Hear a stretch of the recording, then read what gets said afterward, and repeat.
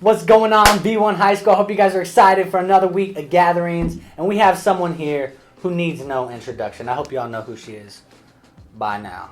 Hi, I'm Pastor Kim. And y'all going to be seeing a lot more of her because you know what? Life happens. It does. It happens. It does. God speaks and we obey. So, this week, we've been in the book of Romans. We're talking about it. We're eating it up. We're chewing on it. This week we're in Romans chapter 5. And we want to pull something super specific out of this. And you guys are going to talk it up a little more in your groups. But we want to pull this verse out in number 3. Chapter 5, verse number 3. Not only that, but we rejoice in our sufferings, knowing that suffering produces endurance. Why should we rejoice in our sufferings, Pastor Kim?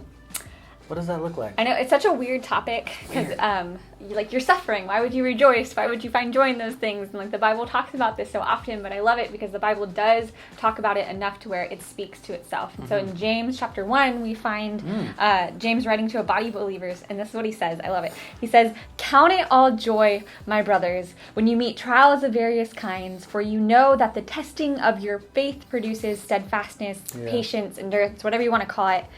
"And let steadfastness or patience have its full effect, that you may be perfect and complete, lacking in nothing." And I mean, who doesn't want to be perfect and complete, lacking nothing? And so we go through hard times, we go through trials, we go through times of just just the sweat is running down our face and just hard times and just the hardness of life. And through that, we're able to find growth.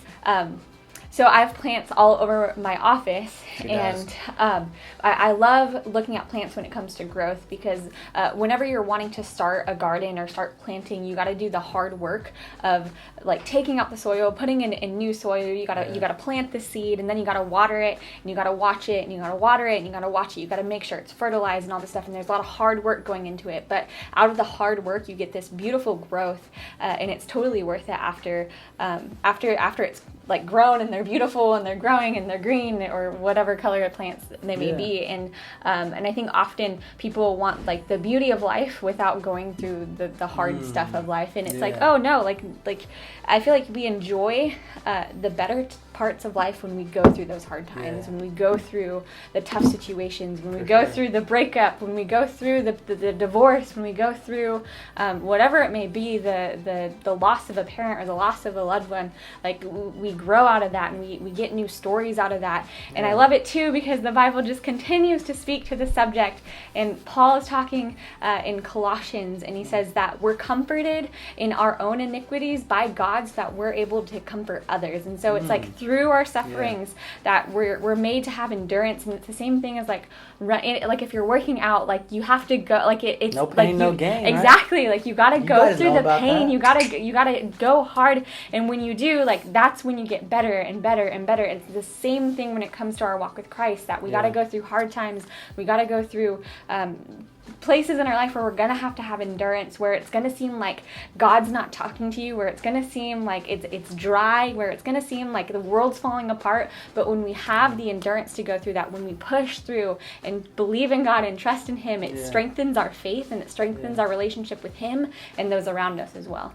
So it's a really cool thing, and it's a part of everyone's story. I mean, honestly, but I constantly, the Bible is telling us that hey, count it all joy, find it, find rejoicing in your suffering and during the pain, find that happiness, find the joy, find the rejoicing, just because. And they say it so many times because we're gonna go through trials, we're gonna go through that. It's not a question. Exception to the rule, it's not a question of if you're gonna go through it, it's when you're gonna go through it. Rejoice. And we can find joy in God, and we can find joy in just surrounding ourselves with other people that are gonna help us through those times. Heck yeah. So you guys heard it. We said it. Believe it, because it's God's word and it's true. We don't make this stuff up.